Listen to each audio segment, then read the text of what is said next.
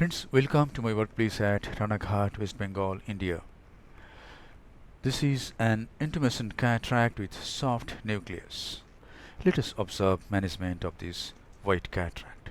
This is the main incision with a 2.8 mm steel keratom at mid-limbus. And now, a side port is made on the left side of the main incision about 3 clock hours away. Another side port is made on the right side of the main incision about same distance away. An air bubble is injected into the anterior chamber. Now trypan blue dye is applied over the anterior capsule underneath this air bubble. The dye should touch on all parts of the anterior capsule. In this case, a part of the anterior capsule near 7 o'clock was not properly stained. However, we can manage whatever staining has occurred.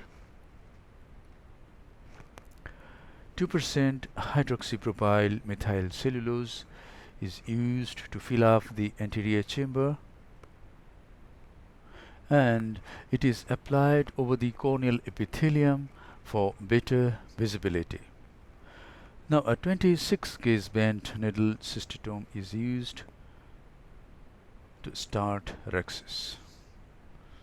The anterior capsule is incised and it is pulled in such a way that a C flap occurs.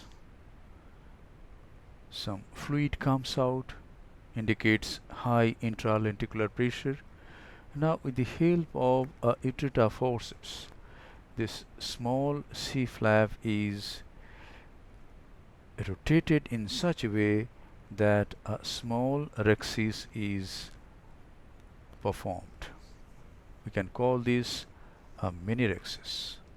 And through this opening, some cortical lens matter is removed. I am pressing over the anterior capsule and trying to milk out the cortical lens matter. And now I am tapping on the nucleus and trying to rotate it. As I try to rotate it, a lot of cortical lens matter from equatorial region comes out and it is aspirated by this 23 gauge Simcoe cannula. So the intralenticular pressure has been reduced. Now visco, this is 2% HPMC, is used again to fill up the anterior chamber. A small nick is done at the margin of this small rhexis, and the utrata is used again to enlarge this mini rhexis into an optimum sized one. And this is a very nice rhexis without help of femtolaser. And now let us see the management of the nucleus. From the appearance we can make out that the nucleus is soft, and as I try to aspirate some cortical lens matter, I found that the lens tilted, and in this tilted position I started emulsifying the nucleus at the iris plane.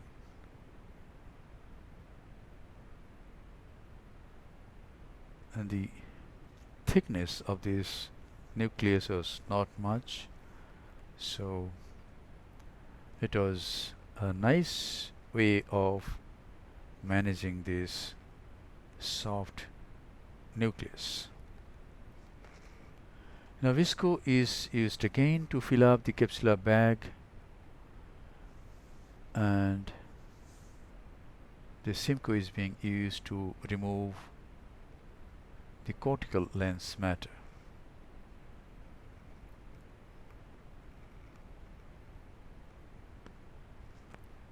So cortex from all around has been removed. The subincisional cortex is being removed, going through the left sideboard, and cortical removal is done. This is a totally unedited recording, and you are watching each and every step of the surgery. And now this is enlargement of the main incision, because I'm going to use a B cartridge. So the 2.8 millimeter incision has been enlarged to about 3 millimeter. And now a hydrophilic